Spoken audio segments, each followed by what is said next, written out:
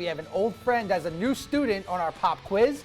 Plus, we have rapid fire predictions, and we take a serious look at safety in football. All next on Varsity Voice, presented by SFBN.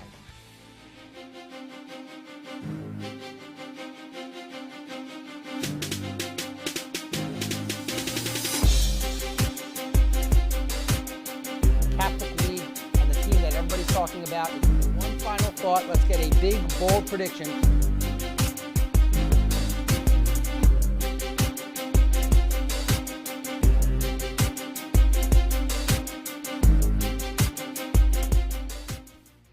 Welcome to another edition of Varsity Voice presented by SFBN. I'm your host, Ari Bluestein, and JT. Before we get into this weekend's action, big decision from the PIAA in terms of the classifications in the athletics. Goes from 4 to 6 in football, basketball, baseball, softball, from 3 to 4 in soccer and girls volleyball. Field hockey goes from 2 to 3, and lacrosse goes from 1 to 2. But of course, the big news are those major sports, football and basketball, going from 4 to 6 classifications. That's huge news, and it's even more surprising that it happened so fast. Normally with the PIAA, these things can linger for years. This time the decision was made very quickly.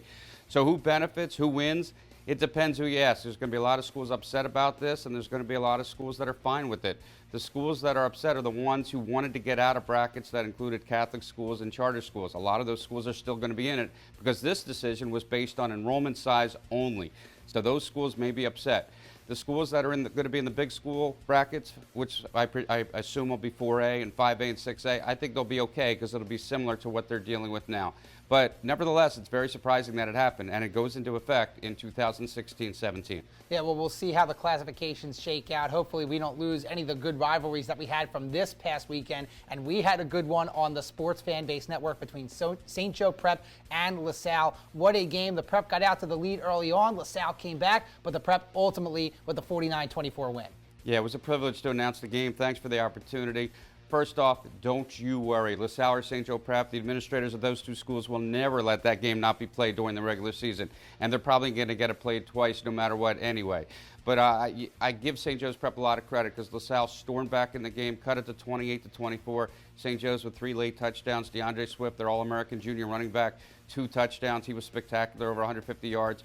Prep right now looks like they got the leg up on maybe winning a 3rd straight 4A state championship. And you're right. I think these two teams will meet again coming up in the 4A PCL championship. That should be a great game as well. It should, and you never know what's going to happen. These two teams have split. One team winning in the regular season, one team winning in the playoffs many times in the past. Another big game, this time in the Chessmont. It was seen on the Comcast network on Friday night. Downingtown East and Coatesville. And Coatesville got off to a strong start. Their defense played well in the first half, led at halftime, but then Jordan Young, the star quarterback for the Red Raiders, was injured midway through the third, and Downingtown East just took over from there. Yeah, the offense sputtered after Young went down. Some teams are made to survive with their depth at key positions. But with Coatesville, when a guy like Jordan Young goes down, the whole team was deflated, and they were not able to respond and come back. Downingtown East, they have a stud, Carrie Angeline, over 125 yards, catching the football, came up with a touchdown. He's going to USC, 6'7", huge target. He had a big game. Downingtown East, they're for real. And they are undefeated, as is Downingtown West, and they meet up in a few weeks. That's going to be a big game. If you live in Downingtown, you better get your ticket now because there's going to be none left, and there's going to be nobody at home that night. Everybody in Downingtown is going to be at that game. Well, we have some more football to discuss, and when we return, we will pose some big questions on our pop quiz next on Varsity Voice presented by SFBN. Hi, I'm Tommy Green, former pitcher for the Philadelphia Phillies. When I was in high school, it was very important to me to show scouts what I could do. My friends at Payroll Service Solutions are huge supporters of high school sports and the Sports Fan Base Network. If you're a small to medium-sized business in need of a payroll company, contact Payroll Service Solutions. Not only will they take care of you, they will continue to support the community.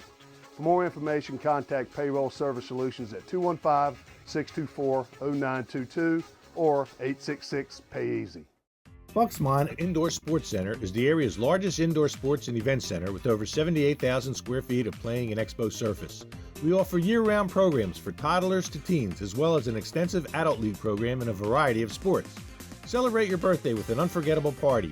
Choose from Nerf Turf Tag, Bubble Soccer, or a variety of activities for a party everyone will be talking about. Bucksmont is the first and only facility in the area to offer bubble ball soccer. See if you have what it takes to beat the bubble. Visit our facility, conveniently located in Hatfield, PA. For the love of the game, it's Bucksmont Indoor Sports Center.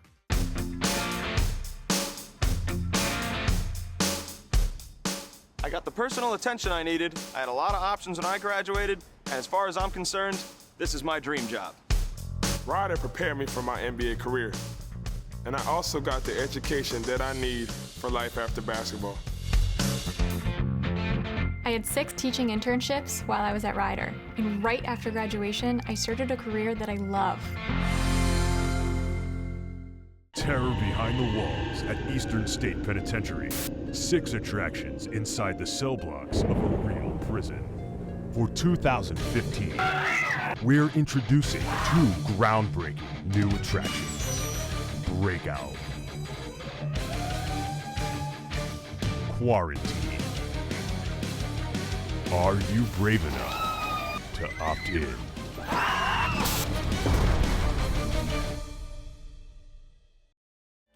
Pop Quiz is brought to you by Gear Up, a federally funded program designed to increase the number of students who are prepared to enter and succeed in post-secondary education.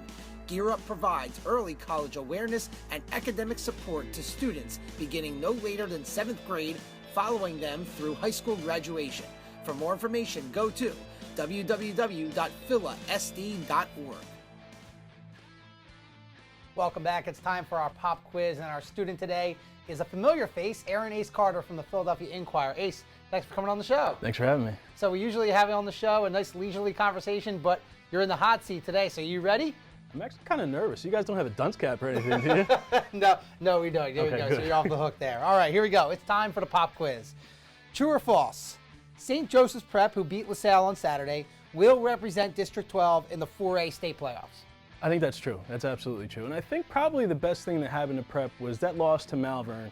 And I think what happens is sometimes, a loss will give you a little bit extra motivation. They're a team that came in, they've won the last 2 state championships, last 2 Catholic League titles. And when you get that loss early in the season where people kind of stand up and say, whoa, what happened? I think that's good motivation for them. And I think that'll carry them through the playoffs. I agree. Correct answer, true. So I match your answer there. Good start, Ace. I agree. St. Joe Prep, they showed that they are the best team, beating LaSalle on Saturday. All right, question 2. Who will win the Interact League? A, Haverford School, B, Malvern Prep, C, a tie between the two, or D, another Interact team?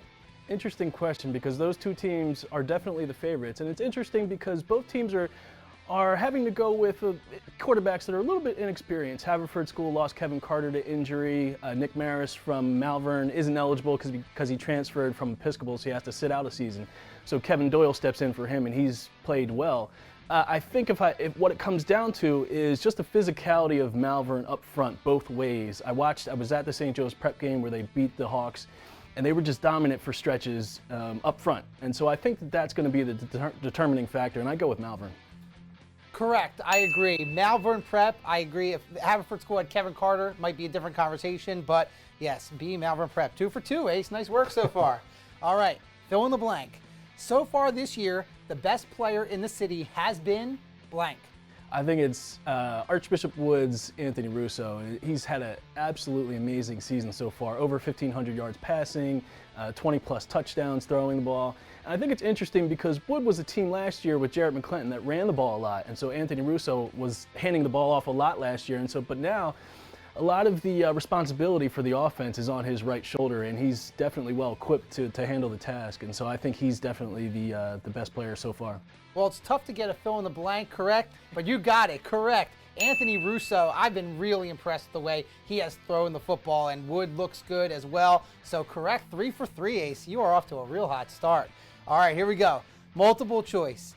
Which of these current undefeated teams have the best chance to be perfect by the end of the year? A, Archbishop Wood, B, Imhotep, C, Northeast. Another good one. I think this one comes down to a case between Imhotep and Archbishop Wood. And I think in the preseason I picked Imhotep to win, and I think the determining factor is going to be once you get to those cold winter months when it's a little bit more difficult to throw the ball and catch the ball. We talked about Anthony Russo with Archbishop Wood. I'm curious to see how they're going to handle that situation with no Jarrett McClinton back there to run the ball. On the flip side, Imhotep is perfectly equipped to run the football. Mike Waters leads the city in rushing right now. He's had a fantastic season. They're big up front, and so I would pick them to stay undefeated. So you're going with B, Imhotep. Incorrect. I'm going with A, Archbishop Wood. I agree that it comes down to that 3A city title game. A lot of people feel it's Wood versus Imhotep, but I'm going with Russo. I'm going with Coach Steve Devlin and the experience there. I think Wood wins that one. So your first incorrect answer, Ace, after being perfect. So here is your final question of this pop quiz. Fill in the blank. With Gratz, Franklin, and Northeast as the favorites in Pub 4A, the biggest sleeper team is blank. It's an interesting question because I don't actually think that there's a sleeper team that can contend for the Public League Championship. What I would say is, of those three teams, I think Northeast is a little bit of a sleeper still. Undefeated right now, but I think in and around the city, people are still, they're not sure what to make of Northeast because, you know, didn't have a whole lot of success last season, so these new faces aren't accustomed to winning. And so sometimes, you know, when you play in any sport, you have to kind of learn how to win before you win that championship. So I think Northeast is the sleeper, but they're definitely capable. So really your answer is no team.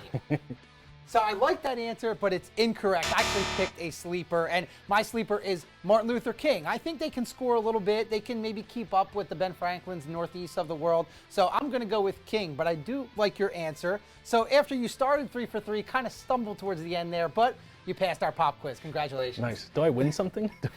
You win pride. I like it.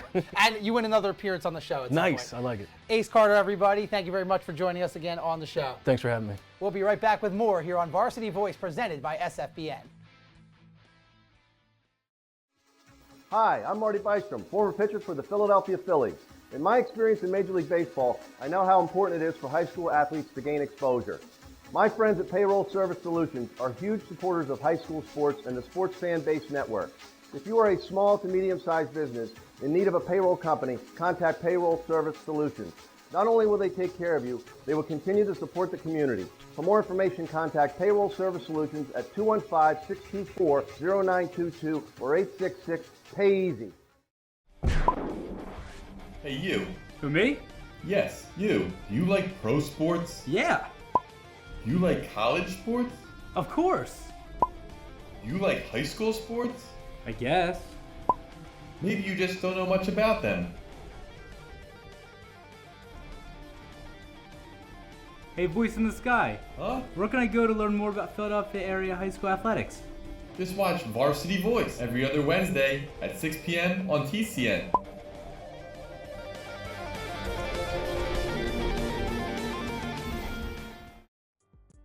Welcome back to Varsity Voice. We love high school football, but for our student athletes, does the value of playing football outweigh the health risks associated with playing the game? This is one of the biggest topics in all of sports. Baseball is considered America's pastime, but football has grown exponentially in the United States and to some is the biggest sport out there. It's not surprising because the sport can be traced back to ancient times, where we pitted our biggest and strongest against each other for entertainment. We don't have our athletes fighting to the death, but that doesn't mean football is not an aggressive sport.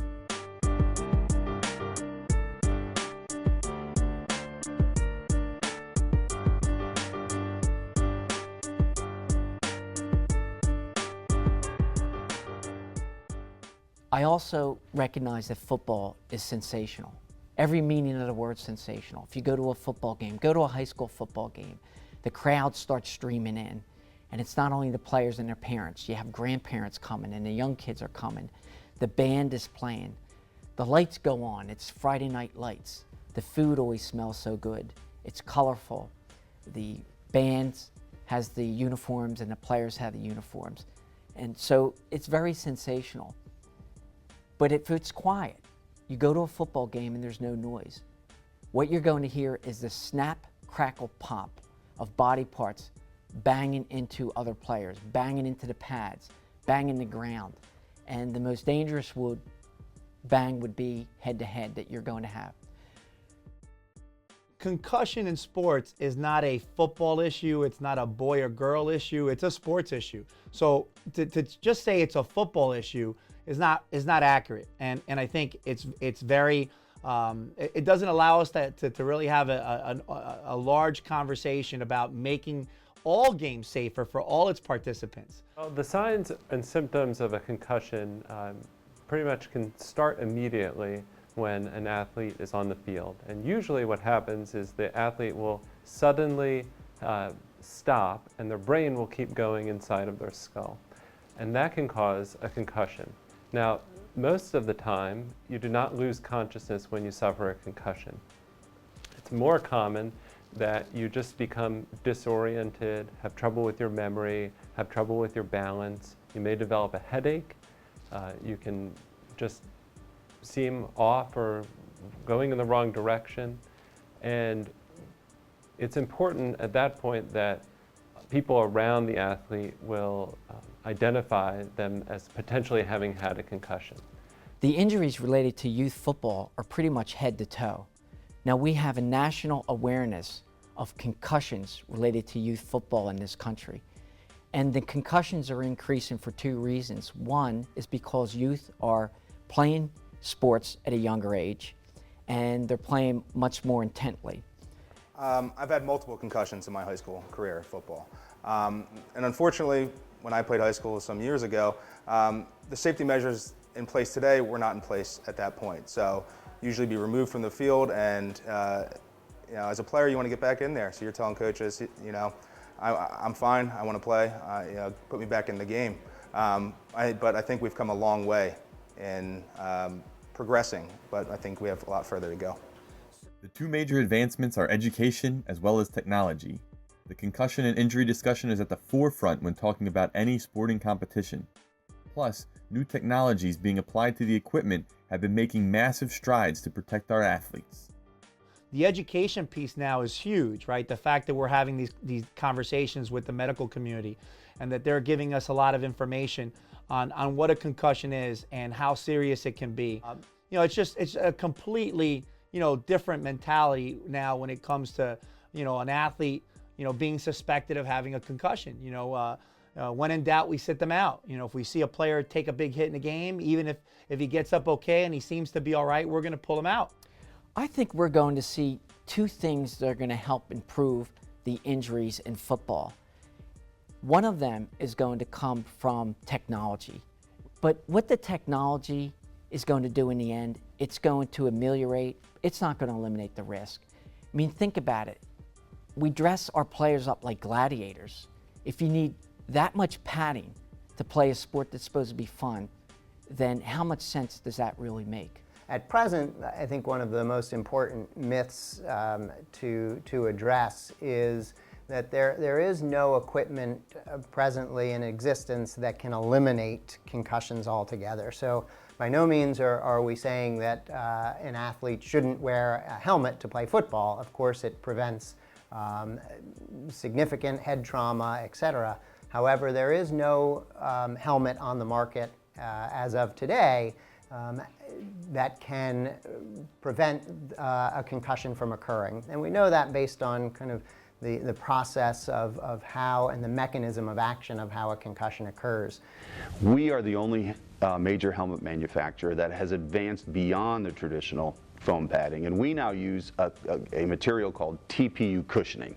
It stands for thermoplastic urethane cushioning, and TPU cushioning absorbs more impact across a wider variety of temperatures than any other helmet on the field. We know that the single most important factor for a football helmet on a player is that it is fit properly.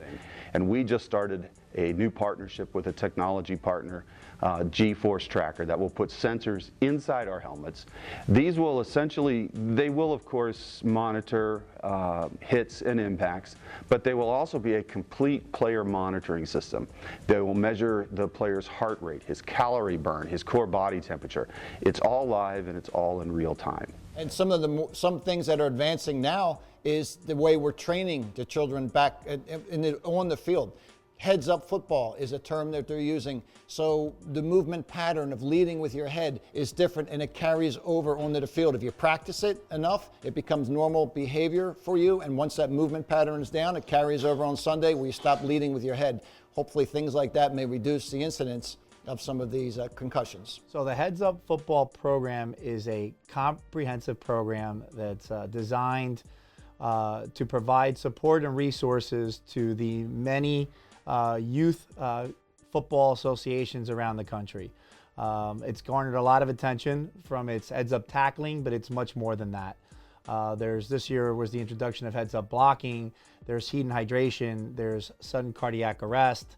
It's really an all-encompassing program designed to support, reinforce, and give resources to the many youth coaches. I think it's garnered a lot of attention because obviously with the concussion piece, tackling is a big part of that conversation. So it tends to, sometimes, take the lion's share of the conversation, that it's just about tackling, but it's really not. It's about educating parents on concussion awareness and providing, youth organizations with return to play protocols, really educating and training the trainers to be able to train coaches and their parents on how to handle the concussion issue. The other area that this is going to come, that will come from in terms of improving the injuries in sport, especially football, is going to be in coaching.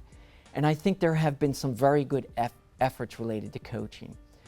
The problem is you cannot coach the head out of football.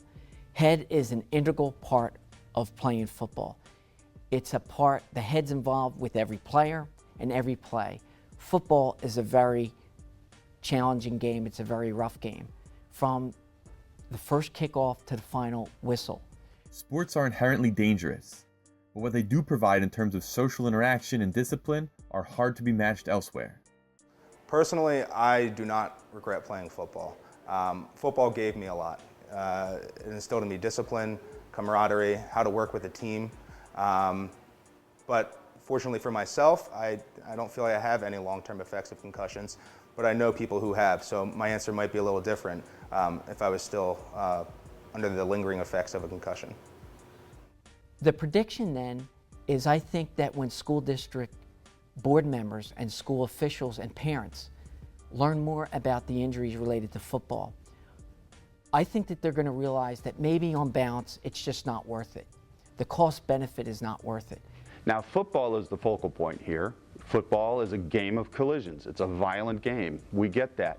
But if we're going to talk about eliminating sports or saying a sport is too dangerous to play, and we can't limit that discussion to just football. We have to include all of these other sports because they also are dangerous. And then the question becomes, are we really ready to go down that path? Are we really ready to start abolishing sports because of risk? We're never going to eliminate all risk from sports, no matter what sport we play. We all want our kids to be safe, we want them to be protected, but we can't eliminate all risk. Football is a team sport. It teaches our kids discipline, hard work, but so do many of our other team sports. And so until we know more, I'm not sure that we should be putting our kids at risk. I agree with Dr. Kusser that athletics and having played sports, playing soccer, that it offers many, many different things from a psychological standpoint and a social aspect for kids. And it's a very important thing, but recognizing that the health of our athletes, that we should be student first, athlete second. Whether you are for or against the youth of our nation playing football, it appears like the game is firmly planted in our society and does have its merits. With ever-growing knowledge, advancements in technology, and heads-up coaching, hopefully we can eliminate the severe injuries that are far too common with the game of football. After all, it is a game and should be fun. I would let my child play football maybe 10 years from now. 10 years ago, we chose not to let my son play football because of what we knew. And there's some great things happening with education and trying to change the culture of football. So 5-10 years from now, I would think I probably would let my son play because there's so many advances happening so quickly. And so it really falls on the parents to be advocates for their children and recognize that what this is a sport to help develop their child into a better adult, and that they're there to have fun. And that's, I think, a message that's really important. The bottom line, None of us want to bubble wrap our kids. We don't want them to spend more time hunched over their phones. We want them to play sports or be active. We want them to live, go outside and experience life and learn what it means to make the world a better place. And playing sports is a way to do that, but there's no way to eliminate all risk from life, or football for that matter. But it doesn't mean that it's not worth playing. And I think our kids understand how important they are to us, you know, and how important some of the things that we teach, you know, to them is. But I think I think that that the game is too important for us not to have it be a part of our culture.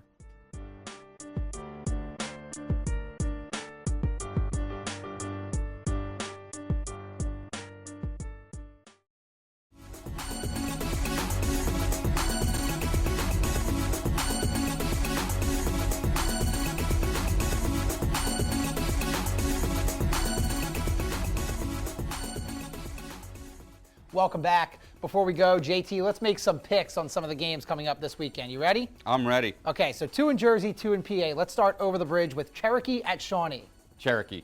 Coming off a big win over Lenape. Got to go Cherokee. I'm going Shawnee. They're home, coming off a bye. Hamilton at Delsea. Delsea. Undefeated. Going to stay undefeated. I agree. Delsea, I have them as well. Going to PA now, Suburban 1. North Penn at Pennsbury. Ooh, tough one. North Penn's offense, Pennsbury's defense. I'll take Pennsbury's defense. I'm going North Penn's offense at Knife East West. Finally, Interact, big game. Haverford School at Malvern Prep.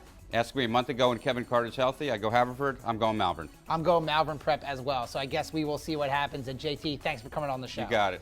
For Jeremy Treatman, I'm Ari Bluestein. Thank you for watching this episode of Varsity Voice presented by SFBN. We'll see you in a couple weeks. Have a good night.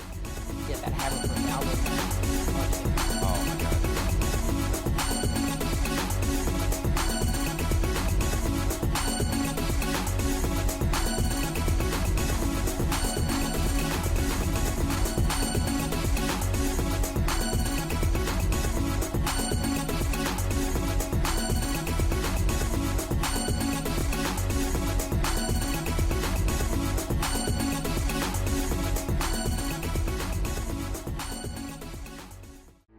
Select video equipment for Varsity Voice has been provided by DMP Video. DMP Video. You provide the moment, we'll capture the memories. For more information about our videography services, please go to our website at www.dmpvid.com.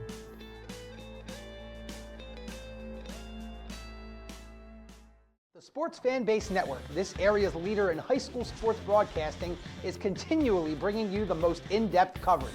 Join us for Varsity Voice every other Wednesday at 6 p.m. on TCN, where we'll have interviews with players, coaches, writers, and more, plus analysis, highlights, and in-depth features on major topics in the Delaware Valley high school sports community. Tune in every other Wednesday at 6 p.m. on TCN for the best high school sports show around, Varsity Voice, presented by SFBN.